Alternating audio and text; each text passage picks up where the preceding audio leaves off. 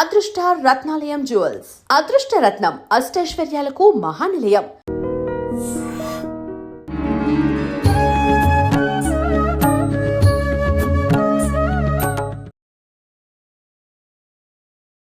నమస్కారం, welcome to I dream. ధర్మ మార్గం విత్ విజిత కార్యక్రమానికి స్వాగతం. ప్రస్తుతం మనతో పాటు ఉన్నారు శ్రీ విద్యా ఉపాసకురాలు శ్రీ మహావిద్యానందగిరి మాతాజీ గారితో మాట్లాడి ఇప్పుడు మరిన్ని విషయాల గురించి మాట్లాడుకుందాం. మనకున్న సందేహాల గురించి కూడా నివృత్తి చేసుకునే ప్రయత్నం చేద్దాం.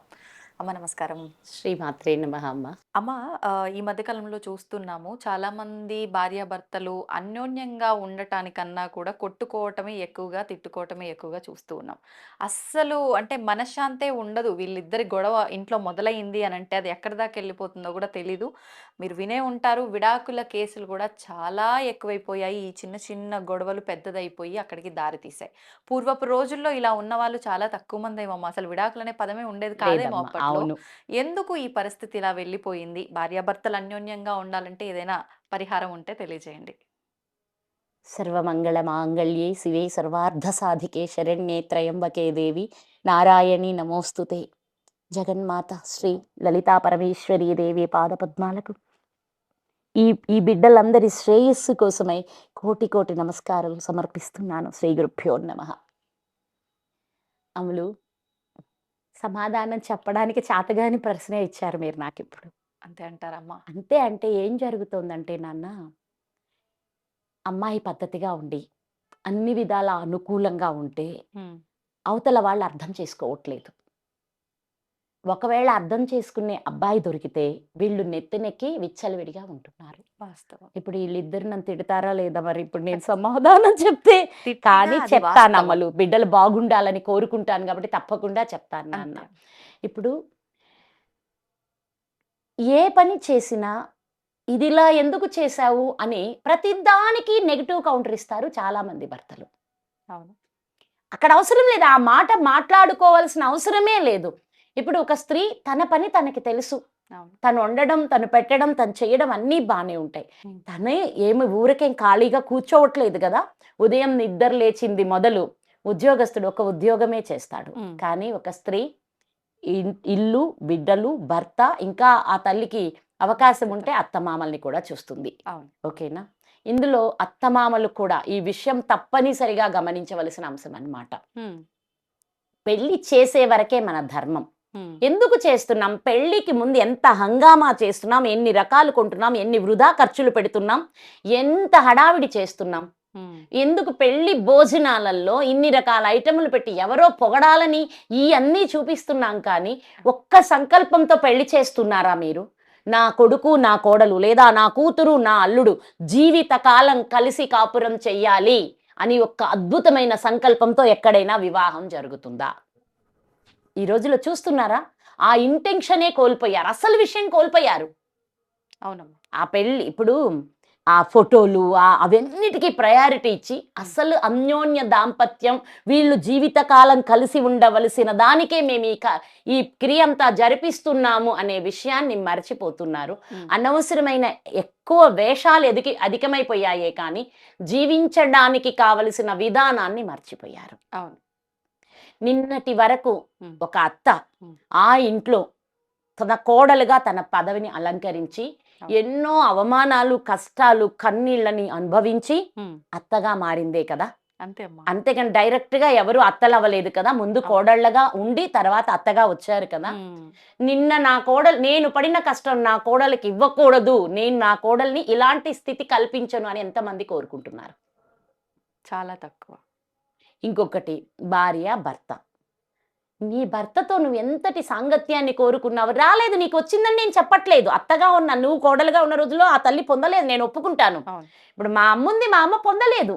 అయినా సరే పొందలేదు, అసంతృప్తి, దుఃఖం మా అమ్మకి తెలుసు కదా. మరి మా అమ్మ ఏం చెయ్యాలి?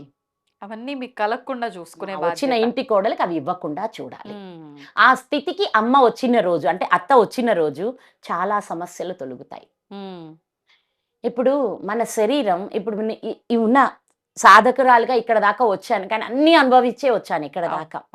ఆ సాధకురాలుగా ఉన్న రోజు నేను రోజు శరీరం ఎలా తయారైందంటే, ఇప్పుడు వచ్చి ప్రయాణం చేసి 3 గంటలకు వెళ్ళి పడుకున్నా దాని మాట అదే వింటుంది. 4 గంటలకు నన్ను లేపి కూర్చోబెడుతుంది. నువ్వు లే అంటుంది. లేస్తాం. లేచి ఆ ఆ సూర్యుడు వచ్చే వరకు దీనికి రెస్ట్ ఇస్తానని ఇది మాట వినదు. నువ్వు చెయ్యి, నువ్వు చెయ్యి, నువ్వు చెయ్యి అని తిప్పుతూనే ఉంటుంది. నా పనులు నాకు అయిపోతాయి. ఈరోజు ఆరోగ్యం బాగోలేదనుకో 7 అయ్యేటప్పటికి వెళ్ళి పడుకుంటుంది. అంతే.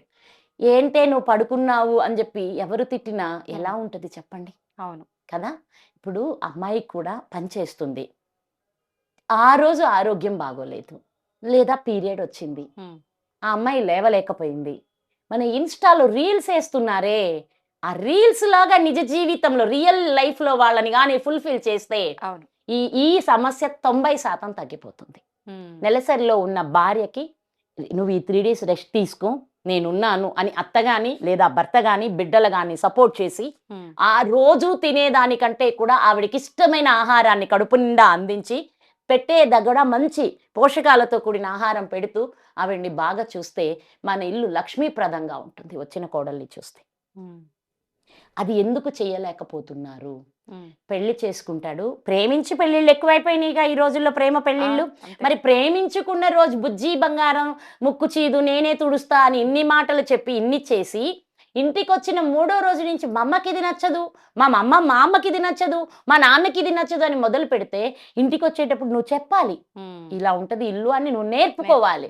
నేర్పే పని అయితే ఈ అమ్మాయి ఎక్కడ మళ్ళా దగ్గరికి రాదు అని చెప్పి అప్పుడేమీ నేర్పకుండా అన్నీ చేసి ఇంటికి తీసుకొచ్చిన 3వ రోజు నుంచే కండిషన్స్ పెడితే ఏ మీ అమ్మా నాన్న నేర్పలేదా? ఏ నీ తల్లి తండ్రి నీకు నేర్పలేదా? ఏమ్మా నిన్ను నేను అనే ముందు నాకు కూడా ఉండాలి కదా ఆలోచన. అంతే. అయ్యా తల్లిని చూసినట్టు భార్యను చూపమని నీ తల్లి తండ్రి నీకు నేర్పలేదా? మరి ఈ మాట నేను అడిగితే బాగోట్లేదుగా. అంటే ఆడపిల్ల అడిగితే ఏమ్మా ఆడపిల్ల అడిగితే బాగోట్లేదుగా. ఇలాంటి మాటలు లేకపోతే ఇలా ఆ అమ్మాయి ఏ పని చేసినా ఫ్యామిలీని ఇన్వాల్వ్ చేయకూడదు. ఆ అమ్మాయి ఏదైనా పని చెయ్యలేకపోతే ఆ అమ్మాయి అసహాయతతో ఉంటే ఆ అమ్మాయిని నిందించకూడదు, నిష్ఠూరాలు ఆడకూడదు, సూటిపోటి మాటలు మాట్లాడకూడదు. ఒక ఇల్లు తనకి నచ్చినట్టు తను పెట్టుకుంటుంది, బాగానే పెట్టుకుంటుంది. ప్రతి అమ్మాయికి ఇల్లు శుభ్రంగా ఉంచుకోవాలని తెలుసు. ఈ రోజు చిమ్మలేకపోవచ్చు, ఓకే. ఈ రోజు తను బయటికే వెళ్ళింది అనుకుందాం, బజారుకే వెళ్ళి షాపింగే చేసి వచ్చింది, లేకపోతే ఫ్రెండ్స్ తోటో బంధువులతోటో వెళ్ళి ఒక సినిమా చూసి వచ్చింది అనుకున్నాం. అదేమైనా తప్ప కాదుగా. తనకి ఉండాలి కదా కాస్త ఎంటర్టైన్మెంట్. అంటే తను బయటికి వెళ్ళాలి అంటే నాతో తప్ప ఎవరితో వెళ్ళకూడదు అని కోరుకోవడం కూడా తప్పే కదా అమ్మ. అవును. తనకి నేను చెప్తాను, ఇప్పుడు అమ్మాయిని నేనేం వదలను, ముందే చెప్తున్నా. అమ్మాయికి భర్తే సర్వస్వం అవ్వాలి. సర్వస్వం అయ్యాడు కదా అని బంధువుల్ని మిత్రుల్ని ఎవరిని వదులుకోకూడదు. అనవసరమైన రిలేషన్స్ ఏవి పెట్టుకోవద్దు. నేను ఆడపిల్లలకి చెప్పినా మగపిల్లలకి చెప్పినా ఒకటే చెప్తా, మంది కాని బంధం జోలికి మనం వెళ్ళకూడదు. అదొక్కటి తప్ప మిగతా విషయంలో అమ్మాయి కూడా ఏదో పాట వచ్చింది కదా, కట్టుకున్న చీర చూడు పెట్టుకున్న పూలు చూడు అస్తమాను నన్నే చూడయ్యో అని ఉన్నట్టు నిరంతరం ఒక భర్త ఆ పని చెయ్యాలంటే కూడా కుదరదు కదా. నన్ను ఇందాక చీర కట్టుకుంటే నువ్వు మెచ్చుకోలేదని మనం ఆడపిల్లలు ఆలోచించకూడదు. ఓకేనా? చూసారా? ఓకే, వాళ్ళు ఎలాంటి మూడ్లో ఉన్నారని ఆడపిల్లలు మగపిల్లల్ని అర్థం చేసుకోవాలి. వీళ్ళకి స్వేచ్ఛ కావాలి కదా అని మగవాళ్ళు అమ్మాయిల్ని అర్థం చేసుకోవాలి. ఇలాంటి అర్థం చేసుకునే స్థితి వస్తే ఇద్దరు హ్యాపీగా ఉంటారు. పక్కింటికి వెళ్ళి భార్యను నిందిస్తే 10 మంది ముందల మరి అది అమ్మాయికి అవమానమా కాదా? ఫ్రెండ్స్లో ఉన్నప్పుడు ఫ్రెండ్స్ భార్యలు అందరూ కలిసి ఏదో గెట్ టుగెదర్కి వెళ్ళేది ఎందుకమ్మా? మీరు అందరూ కలిసి ఆనందించడానికి, ఒకళ్ళని క్రిటిసైజ్ చేయడానికి కాదు కదా. మా ఆవిడికి కాస్త నేర్పమ్మా అనంగానే అంటే ఆమెకేం గొప్ప తెలుసు, ఈమెకేం తెలియదు. మీకు అర్థమైంది? ఎమ్మటే అనేస్తారు, మా ఆవిడికి కొంచెం నేర్పించి సిస్టర్ అంటారు. ఆ సిస్టర్కి అసలు ఏమీ తెలియదు, నీ భార్య గొప్పది, నువ్వు చూడలేకపోతున్నావు. పై మెరుపులు ఎక్కడ కాసేపే కదా. 24 గంటలు ఒక్కసారి వాళ్ళతో ఉంటే అసహించుకొని పక్కకి వెళ్ళిపోతావు నువ్వు. అరగంట ఉంటే అది అందంగానే ఉంటుంది, 24 గంటలు ఉంటేనే అసలు నిజాలు బయటపడతాయి. అందుకోసమని భర్తలైనా సరే ప్రతి దానికి నియమాలు పెట్టకూడదు, రూల్స్ పెట్టకూడదు.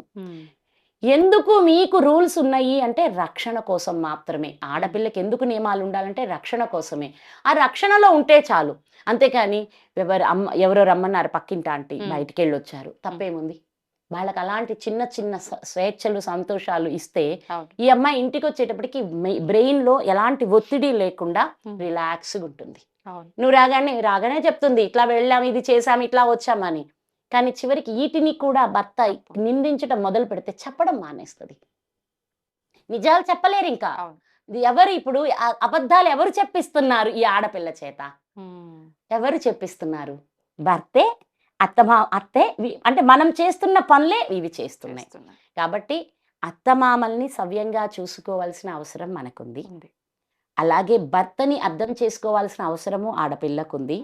ఈ ఇంటి ఎక్కడి నుంచో అన్నీ వదిలి నీ దగ్గరకు వచ్చినందుకు గాను నీకు ఆ భార్య ఇచ్చే ప్రయారిటీ కంటే 10 రెట్లు ఎక్కువ ప్రయారిటీ ఇచ్చి నువ్వు ఆ బిడ్డని జాగ్రత్తగా చూసుకొని ఆనందంగా ఉండేలా చూడడం అవసరం భర్తకుంది. ఇప్పుడు అమ్మ ప్రేమ లేదు, నాన్న ప్రేమ లేదు, అన్నయ్య ప్రేమ లేదు, అక్కడ ఎంతమందితో ఉండొస్తాం? వద్దన్న చుట్టూరు అందరూ మనకంటూ ఒకటి ఉంటుంది. అందరినీ అలా అంటారు, ఇలా అంటారు, ఎన్నో జోకులు ఉంటాయి, నవ్వులు ఉంటాయి, అవన్నీ లేవు కదా ఈరోజు. కానీ ఇక్కడికి వస్తే నువ్వేం కోల్పోలేదు, నువ్వు అందరిలోనే ఉన్నావు. ఉన్నప్పుడు నీవు కావాలని కోరుకోమాక తను ఇవన్నీ వదిలి వచ్చినందుకు తనకివ్వడం మొదలుపెట్టు ప్రయారిటీ. అత్తమామలు కూడా ఇది నేర్చుకోవాలి. అమ్మాయి వచ్చింది ఎక్కడి నుంచో, వచ్చి రాగానే మనం ఆ బిడ్డని ఏడిపించకూడదు, నిష్ఠూరాలు ఆడకూడదు, అవమానించకూడదు, జాగ్రత్తగా కాపాడుకుందాము. ఈరోజు ఆ అమ్మాయి ఏం చేస్తుందో అది చూద్దాం, లేదా అమ్మ ఇది ఇలా చేసి పెట్టురా అని ప్రేమగా అడుగుదాం. చెయ్యకపోయినా నిందించకండి. ఎందుకు ఇన్ని మాటలు ఎందుకు మాట్లాడానంటే ఈ విషయం మీద మన వైవాహిక జీవితాలతోటి మన సమాజం, మన దేశం ఆధారపడి ఉంది. ఒక భార్యాభర్త ఎంత సంతోషంగా అన్యోన్యంగా ఉంటారో ఆ ఇంట్లో పిల్లల్ని చూడండి, చాలా హ్యాపీగా ఉంటారు. వాళ్ళకి ఎలాంటి ఒత్తిళ్లు ఉండవు.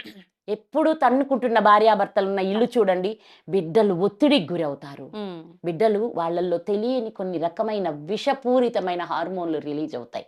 వాళ్ళకి అప్పుడు ఏయో తెలియని తప్పులు చేసేవి వెళ్ళిపోతారు. మరి ఇప్పుడు మన దేశం ఎవరి మీద ఆధారపడి ఉంది? ఈ బిడ్డల మీద ఆధారపడి ఉంది. ఈ బిడ్డలు ఎవరి మీద ఆధారపడి ఉన్నారు? తల్లిదండ్రుల మీద ఆధారపడి ఉన్నారు.